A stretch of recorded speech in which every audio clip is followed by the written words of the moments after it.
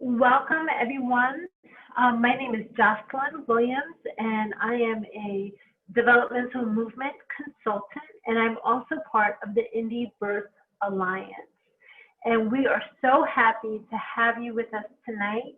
You have officially joined the Indie Birth Alliance Summer 2020 Education Series, and we're so glad to have you with us, whether it be viewing the recording or live with us this evening. Let me tell you a little bit about the Indie Birth Alliance. The Indie Birth Alliance, also known as the IBA, is a group of birth professionals empowering a healthy birth community through support, service, education, and advocacy. We have been hosting our Summer 2020 Indie Birth Alliance Education Series, which has taken place each Monday at 8 p.m. Eastern Standard Time. And we started back in August, on August 3rd. And actually now we're in the fall, right? Officially, I think fall started a couple of days ago. We have one more event that will take place next week, and that will be the end of our series for 2020, for our summer series. We have spoken about a variety of guest speakers and topics. We've spoken about things such as breastfeeding support, doula services, fertility coaching, pelvic floor physical therapy, postpartum care, spinning babies, VBAC, the infant developmental sequence, and more. We've had really great conversations. It's been a wonderful summer series, and it's been really good. And so tonight, Jocelyn Williams, who has been hosting the summer series, I am going to dive into the infant developmental sequence with you today. Each week of the series, I've just given you a little 5-minute snippet, just kind of introduced it. But today we want to go ahead and dive deep, and I want to go through more information than I normally could in 5 minutes. Okay, so if you have any questions as I'm going through the presentation, please feel free to type the questions in the chat bar. Okay, and why don't we get started? So I'm going to go ahead and share my screen with you. So just give me 1 second, and please be sure to tell me if you cannot hear or see. Okay, so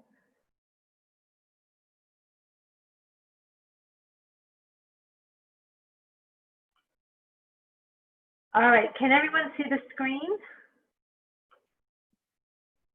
Yes. Awesome. Okay, can everyone hear? I guess you can, because you said yes, you can. Yes. Okay. Okay, so welcome again. And let me do this here. This way I won't be a distraction. Okay, so again, this is, we're going to talk about neurodevelopmental movement. My name is Jocelyn Williams, and we're opening this evening to questions and answers about neurodevelopmental movement. But before we get into questions and answers, or to the question part of it, I want to go ahead and give you as many answers as I can. So let's begin. So a little bit about me. This is a picture of my family. I'm a wife, mother of 5. I'm also an educator. I have my master's in education, and I am the founder and director of NeurollyIBAEducation Solutions. Okay. NeurollyIBAE Solutions Incorporated provides neurodevelopmental movement, which is a movement-based educational approach to equipping the brain for life. To begin with, I want to tell you a story about baby girl. When baby girl was first born, she had a lot of trauma. I mean, she just, as an infant, had already born into this world facing things that, you know, no adult should face, right? She is an infant. She had to be removed from her biological mother's care. She's born, she's in the hospital, and she's had to have already at least 3 surgeries. None of them worked. She has these surgeries, they did not work, and finally they decide to release her into foster care. She goes to live with foster care mom, and foster care mom, thankfully, is a nurse, and she actually had to have a full lesson on how to care for her, because she was told, foster care mom was told, that baby girl would never be able to eat, drink, or poop on her own. She would always need assistance. She'd need a feeding tube. So foster care mom brought baby girl to me and said, do you think this could help her? And I said, yes, I believe this can help her. So by now, by the time she gets to me, she's about 7 months old, and her wounds had healed, and we put her on her tummy. Oh my goodness, we put her on her tummy and we start engaging in the infant developmental sequence, allowing her, giving her the opportunity to engage in the infant developmental sequence. And she began to thrive. She did so well. I mean, it was astonishing. Her therapists were surprised at how well she was doing. So much so that baby girl was discharged early from early steps because she had far exceeded their expectations. And she was even doing better than children in her typical age group. And she was a preemie who had gone through trauma and had gone through multiple surgeries. And if you notice in this photo of baby girl, she has no feeding tube on. And that's because she did so well, and she has a remarkable foster care mom who, I mean, just did wonders with her. And she now eats by herself, she drinks by herself, and she poops by herself. So they canceled one surgery, and because she's going to have a GI tube for the rest of her life, they canceled that, and instead they reconstructed her small and large intestines, and look at her now. She is doing so well, all because she was given, first and foremost, love, right? She was put in a loving environment, and then she was allowed to go through her infant developmental sequence. Now, and so one of the things that I really want to emphasize is that the infant developmental sequence, what it does is it provides lots of movement for babies. And this very specific movement is what every baby needs to help integrate their central nervous system. And this isn't something made up. This isn't something that I came up with or somebody figured out, let's put this program together. No. Research was done back in the 1940s, and it was found through researchers that every unimpeded, unimpaired infant would organically engage in a logical system, a systematic progression that develops their central nervous system. And so by now you're saying, okay, what is it? What is this progression that you're talking about? Okay, and I'm going to tell you what it is. That it is a process, okay, that directly impacts the development of the infant's soul, mind, heart, which is the seat of their emotions, and their strength, meaning their physical body. It includes 3 major components: sensation, which is sensory integration, okay, reflexive patterns, and movement, okay. When they're given the opportunity to engage in those 3 in the context of a loving environment, what you're doing is really giving that infant equal access and opportunity to equip the brain for life. And what that looks like, I want to focus on today. I'm not going to focus on all 3 components, but I'm going to focus on the movement piece. So I told you it was sensation, reflexive patterns, and movement. But for tonight, we're going to focus on movement. And there are 3 components. 1, we're going to talk about this more in just a second, tummy all the time. 2, tummy crawling. Okay, that looks very similar to an army crawl, but not exactly. And 3, hands and knees creeping. Okay, when they are given the opportunity to go through this process, which is a piece of the infant developmental sequence, amazing things begin to happen for them. Okay, when they don't, they're maybe because they can't, maybe they've had an injury, maybe they've had trauma, or they're in a container, right? They're sitting locked up in a, in a swing, or sleeping in a car seat, okay? When they are not allowed to go through the infant developmental sequence, this interrupts their development and has such a negative impact on their future global development. So let's dive into it. The infant developmental sequence, okay, as I said, it's as simple as A, B, and C. What's important to note is that this process needs to occur before the infant walks, okay? Now, let's talk about A. From birth, infants need to be on their tummies approximately 50% of a 24-hour period, and we like to call this tummy all the time. B, tummy all the time leads to tummy crawling, which includes the belly button being flat on the ground and baby moving forward.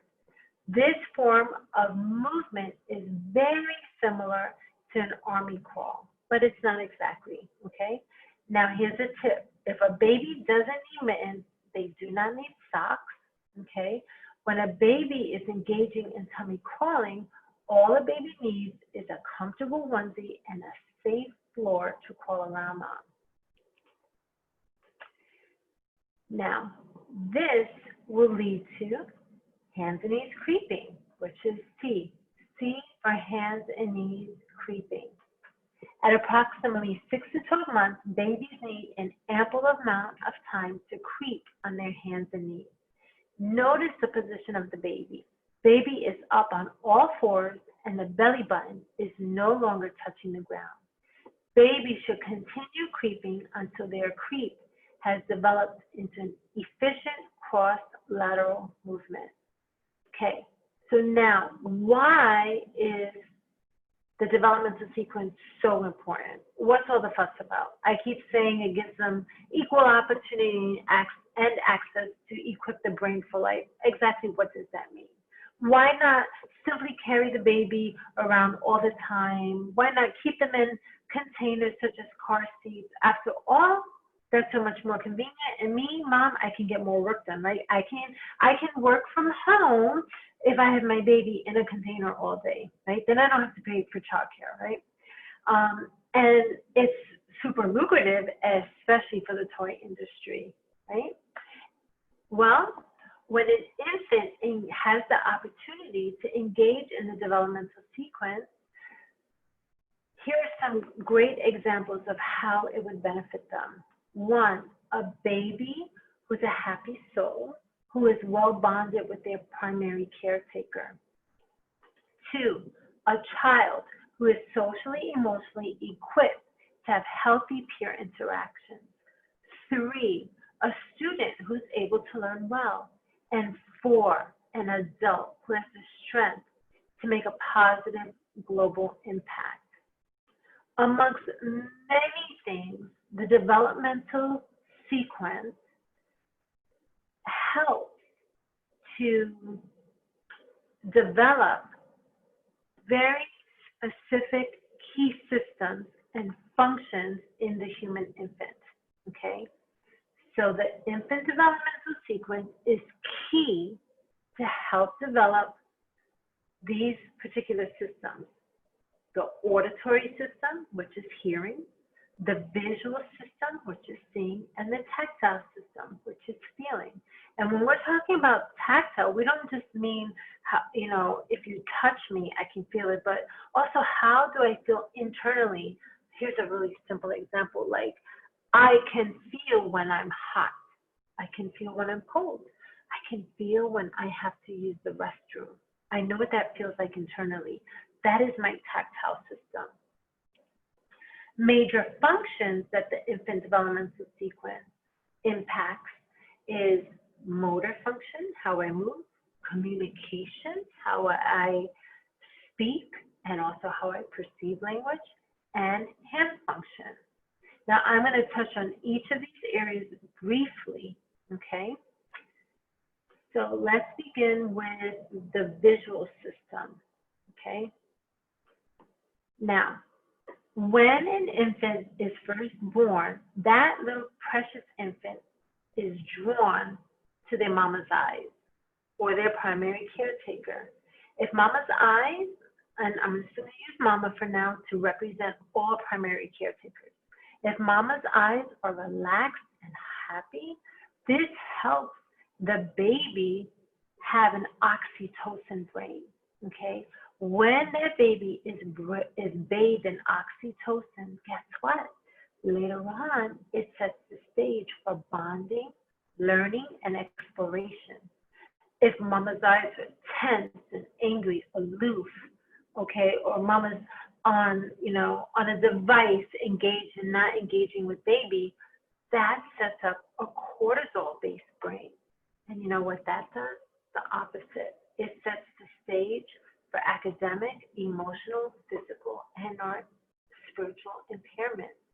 So it is so important that baby has an opportunity to bond with their primary caretaker who's going to engage them, especially visually, okay?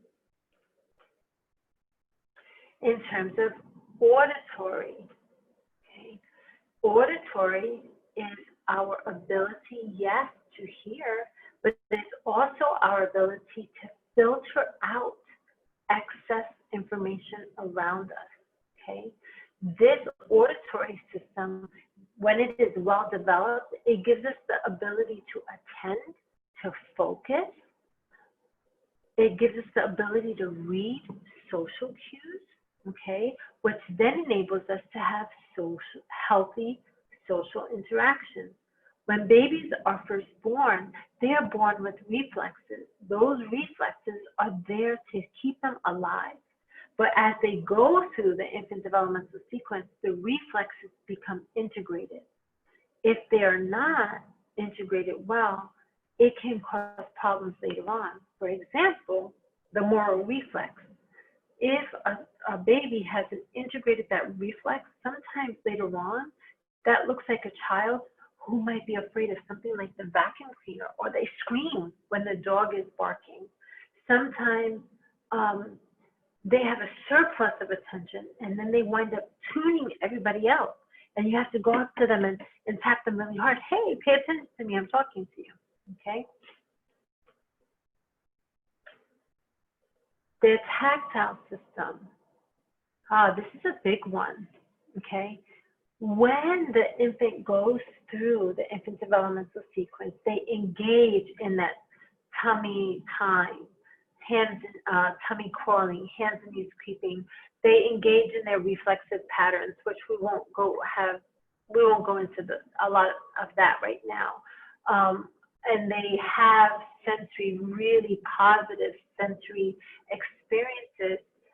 During that time of their life, seeds of compassion are being sowed into their little hearts, into their minds, into their spirits, into the very fiber of their being.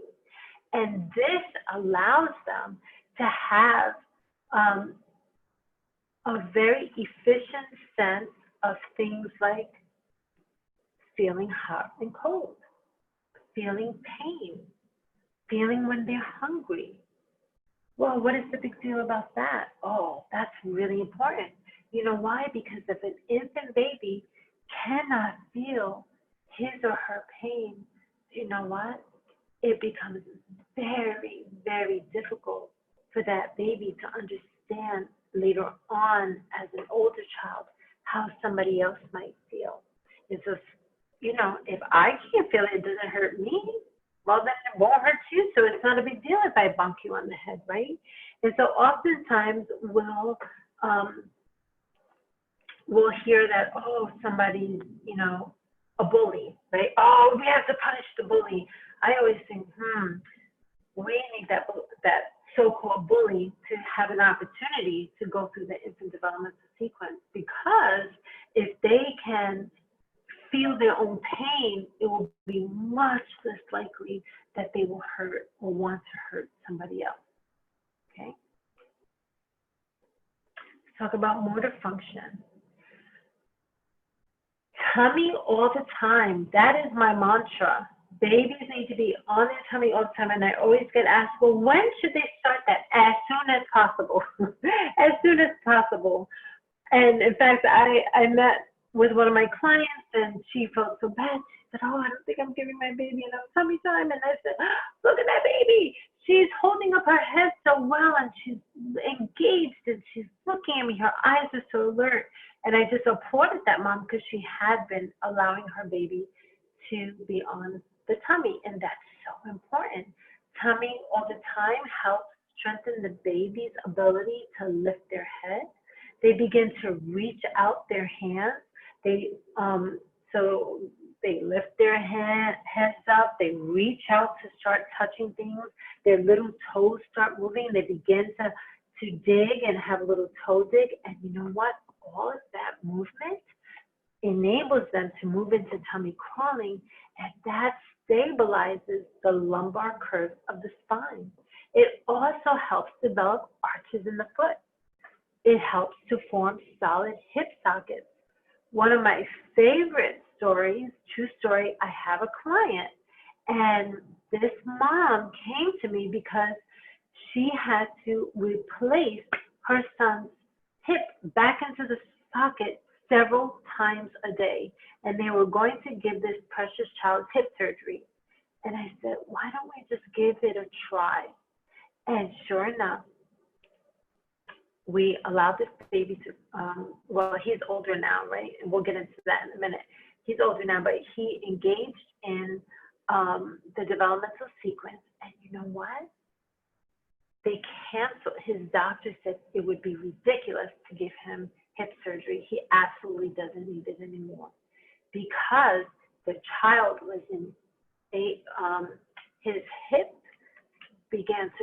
sockets began form, and his hips were able to stay in place because he engaged in tummy crawling. Okay, and here's another one.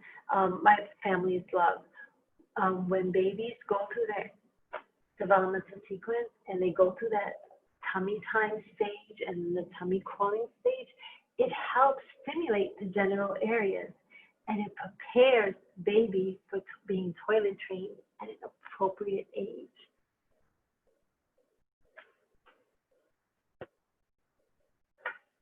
Already, I am completely amazed at what Jairus has accomplished. This is an email that I received from this little boy's mama, okay? Already, I am completely amazed at what Jairus has accomplished. Our list of accomplishments is so long, but some of the highlights include mental math, sight words, no potty accidents after over 5 years of potty training, puzzling independently, speaking in full sentences, asking questions, no more limping, no more hip popping out of the socket, not falling over or tripping anymore, the ability to climb ladders, the ability to zip his coat independently, feelings of remorse, and bonding with his baby brother. And recently she sent me an updated photo and said, this is my favorite. And he is now able to connect and play with his younger brother. Let's talk about communication, okay? Communication. Children that engage, infants that engage in the developmental sequence often have strong communication ability. Not all the time. Sometimes there are injuries and things that can hinder that, but they have strong communication. When we respond to an infant's vital cry, we actually develop a cycle of trust where they begin to feel a sense of power and competency. okay? And so we often say, if a pons level baby, and what do I mean by pons level? That's a whole workshop, pons level, we can get into that. But a baby from birth to about 3 months, that's when the pons level of their brain is developing. And that part of their brain, when they cry, they're just crying for survival. They're born with this vital cry. And you hear the baby crying, and you have to respond to that baby, right? And as you're responding to that baby, that helps them to develop a cycle of trust. You respond to them, meet their needs, put them back on their tummies, you know, and you just continue the cycle with them. And then as they get a little bit older, all of a sudden, the midbrain level of their brain begins to develop. And then there's gray. Everything is not life and death. We're not just crying because, oh my goodness, the world is about to end. You now can hear, oh, that baby's crying because they're hungry. Oh, the baby's crying because they're sleepy. So maybe we'll let them cry 5 minutes and they'll fall asleep, right? Oh, they're crying because they're hurt. You begin to hear the different levels of their cry, and then you're able to respond appropriately to it. But that brand new infant, if a brand new infant cries, oh, it's so important to respond to that cry immediately. Hand function. Now, as the baby is engaging in tummy all the time, and then they begin to stretch their hands out, right? They begin to stretch their hands out, and they begin to do this active reach and passive turn. And we call that supination pronation. And that process leads to cortical opposition. And guess what? When our babies engage in their infant developmental sequence, one of the byproducts is children who are able to hold their writing utensils correctly. And they have a very nice tripod grip, and then penmanship is not such a big problem. So sometimes I'll get clients come and work with me, and they have missed that part of the infant developmental sequence. We go back to it, and then they start writing beautifully. So one mom just last week, I think it was last Monday, met with the family, and the boy is 17 years old, and mom said, oh, his handwriting is improving. You know, and I've heard it said before I became a developmental movement consultant, oh, after 5th grade, it's too late. Nope, not too late. If they have an opportunity to go through this process, hand function improves. Here's what another family wrote into me. Thanks, Jocelyn. We can't express how much we appreciate you. We were again talking last week about how you have shaped our parenting. Another compliment from a program director at the library. She called our little Miss Sunshine a genius baby. No, not genius, just unhindered in development.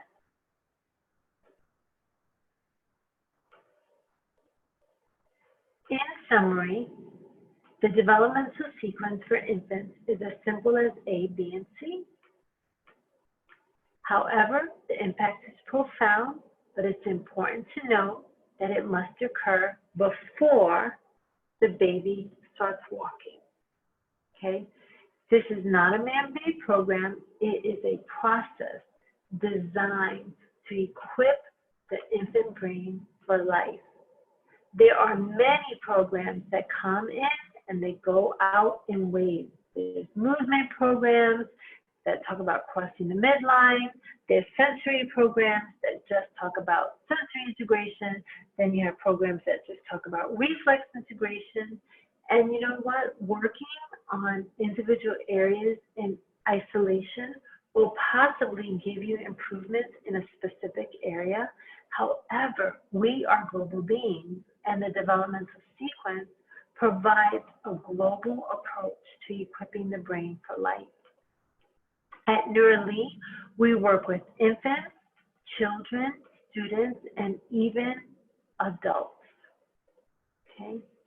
And I'm going to share with you now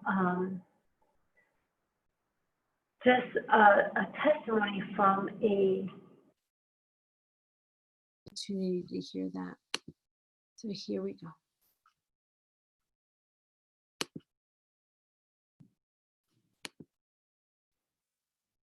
Let's see if we can get it to work.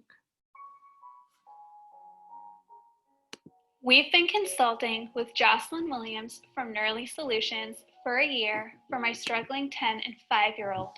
My 10-year-old was struggling with emotional cues, emotional awareness, controlling her emotions, and now she's able to see when I'm upset.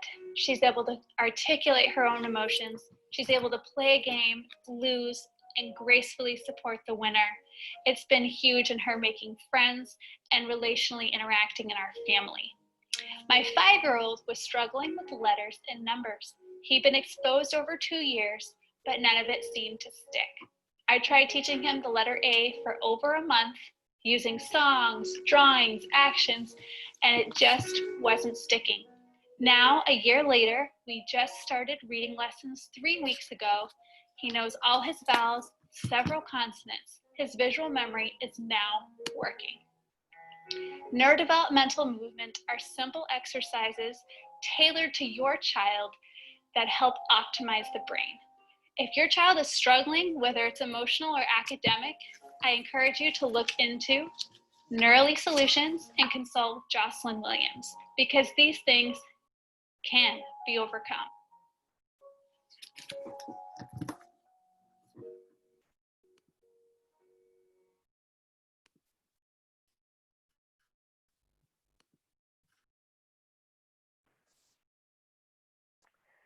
Our process at Neurally is very simple. The steps include the following. 1, setting up a video assessment with our developmental movement consultant, the baby, and the primary caretaker, who will assess. The developmental movement consultant will assess for any gaps or milestones that this precious baby or client needs to reach in the developmental sequence.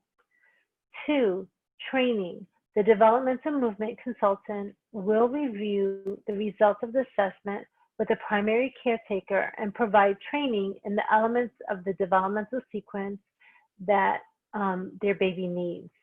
And 3, the primary caretaker will be given a daily movement plan and support protocols to ensure that their baby has equal access and opportunity to complete the infant developmental sequence.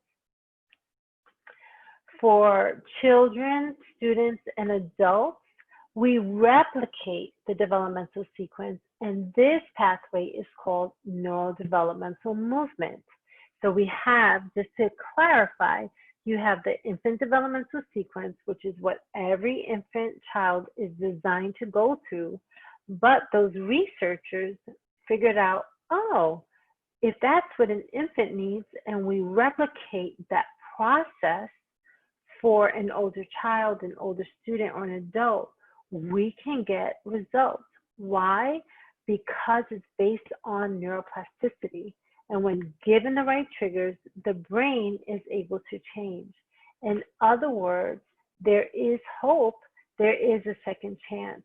So during the assessment, we will look intently for any gaps in the developmental sequence and will train the primary caregiver in the necessary protocols to fill those gaps and provide the primary caretaker with a daily plan of movement, reflex integration, and sensation. For more information, I want to encourage you to contact us at NeurollyIBAEducation. My name is Jocelyn Williams. You can contact me at 317-936-6797 via email at jwilliams@nsibrain.com or on Facebook at Neurally Solutions.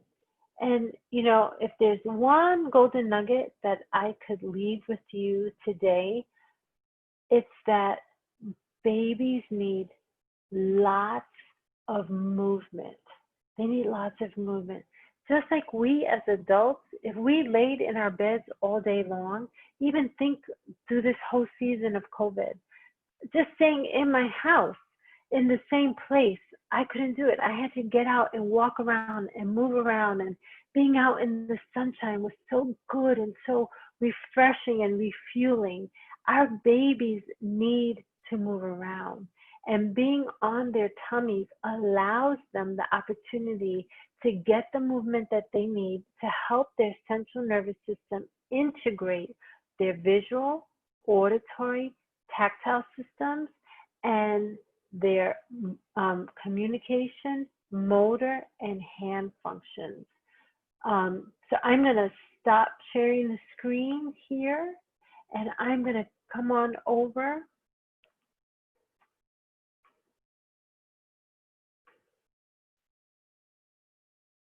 Here we go. All righty.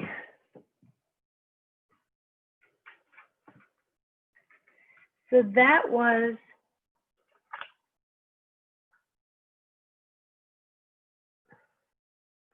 all right. Oops. So that was a lot of information.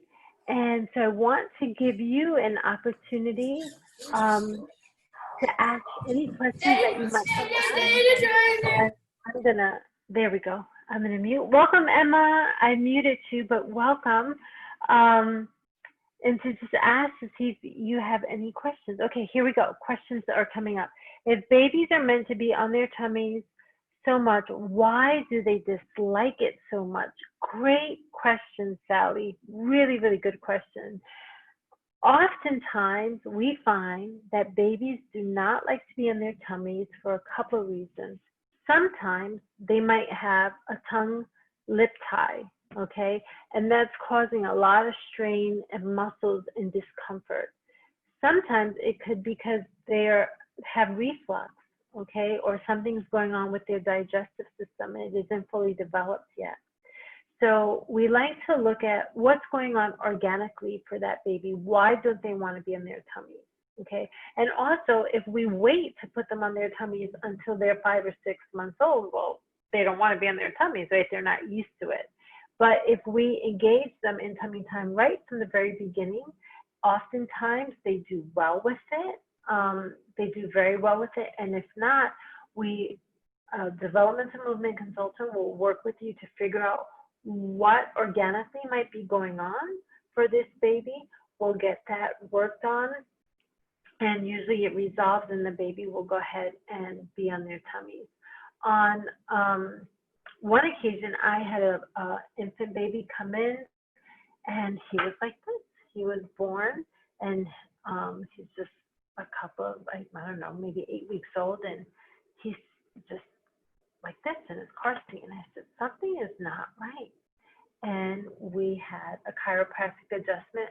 Dr. Kyle Peacock, who's just an awesome chiropractor here in Fishers, Indiana. He adjusted baby and straightened baby's head out, and mom was so happy. Baby slept peacefully and later on engaged in tummy time without a problem. So great question. Any other questions? Okay, here's another one. If the developmental sequence should be started right away at birth, at roughly what age do we move baby from A to B, B to C, and C to walking? Fantastic question, Lorena. Thank you for asking that. Okay, so what Lorena was referring to was A, tummy all the time. B is for belly button on the floor, so that's tummy crawling. And then C is hands and knees creeping. So most babies will engage in tummy all the time from infancy, right? So they're, and you know, think of it this way. You feed the baby, you make sure you burp them, you do diapering, and then they have tummy time. Okay, they're getting fussy. Well, you pick them up, meet their needs again. Maybe it's time for bed. Okay, or maybe they just needed to get some more gas out back on their tummy, right? Then by the time, somewhere between 1 and 5 months, depending on the baby, they're going to start reaching out with their hands, start kicking with their feet, and they will naturally begin to do tummy crawling. But sometimes because babies are so smart. And hey, if I can figure out I'm smart and I can figure out an easy way to do this, instead of tummy crawling, they'll start rolling around. And then they'll use that as a form of movement. And that's a no-no. So we will give mama protocols for that, get baby on their tummy, moving forward, not backwards, but forward, okay? Now that's, you know, maybe 3 to 5 months, we should be starting our tummy crawling stage. And then from about 5 months to a year, they should be doing hands and knees creeping. And then once they are doing an efficient, okay, that's very important, an efficient hands and knees creeping, then they can go on to walking. So what do I mean by that? Okay, if I have a baby, in fact, I have a baby that I'm working with now, awesome mom. I love my families. I really have like the best families in the world that I work with. This little baby is doing tummy crawling. Excuse me, she's doing hands and knees creeping, and she's doing it with one leg up and one leg engaged properly. And she looks kind of like a peg leg, right? She is not ready to move on to walking because her function, her motor function is telling me, giving me a clue as to what's going on internally and neurologically. So what we do, I give moms some specific protocols to do, and we make sure that that baby is engaged in a very efficient cross-lateral movement where she's engaging her hands correctly and her legs correctly. If she's butt scooting, she or he, if baby's butt scooting, going backwards, you know, doing, I don't know, there's all kind of ways our babies crawl that are not correct. We keep them engaged until we see that completed, then they can walk. Okay, so great question. So tummy all the time when they're first born, tummy crawling between 3 and 5 months roughly, and hands and knees creeping between 5 and 12 months roughly, and then they can walk after they've done all those 3 in an efficient way. And a trained developmental movement consultant can actually walk you through that process and make sure baby is engaging correctly. And if he or she is not, they're going to have you pull back.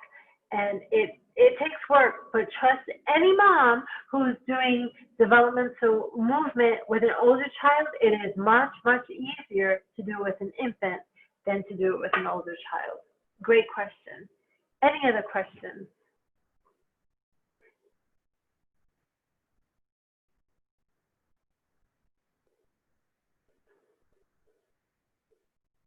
All righty. Giving everybody a moment to type away if they need to. Another question that has popped up is, well, how do I know if my baby needs the infant developmental sequence? Well, that's very simple. Every baby needs the infant developmental sequence. It's what their brain needs. We cannot speak logically. Okay, think of it this way. I can teach a child 2 plus 2 equals 4. It's cortex thinking, okay? It's very logical, and I can teach them that. I cannot teach an infant how not to be anxious when they're 15 years old.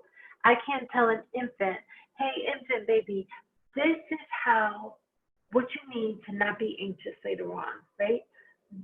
The lower levels of the brain that are developing, okay, that first year of life, those levels of the brain are responsible for our automatic function.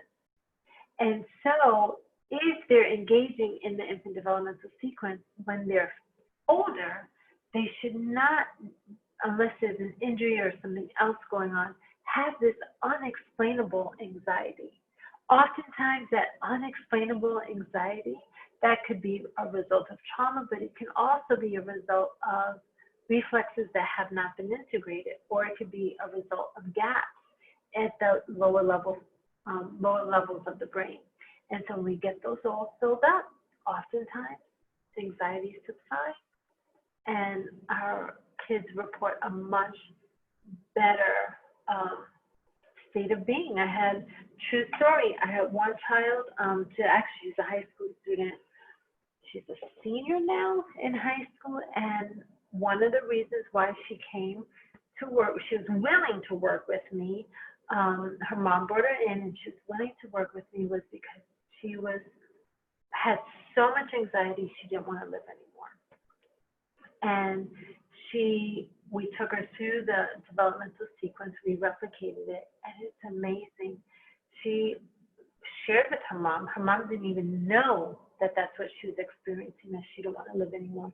And she said, Mom, those feelings have gone away. I don't feel anxious anymore. I have a peace. And that was because she went through that infant developmental sequence to help shore up that part of the brain that is responsible for our automatic functions. All righty. So lots of information. I am available to answer any questions. And if there's anybody on who wants to jump in and share a few thoughts, you're welcome to do that. And for those that are listening to this recording, I just want to say thank you for being with us. We have been my name is Jocelyn Williams. I'm a developmental movement consultant, and I am also part of the Indie Birth Alliance. And the Indie Birth Alliance has been having a summer series. It's coming to an end. We have one more session next week, but we've talked about a variety of things, from doula services to lactation support to the infant developmental sequence. And we're going to have one more opportunity next week. And so I just want to encourage those of you who would like to join us.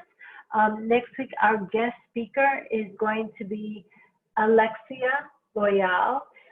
She is a birth doula, and she will be speaking to us next Monday, October 5th, 2020 at 8 p.m. Eastern Standard Time.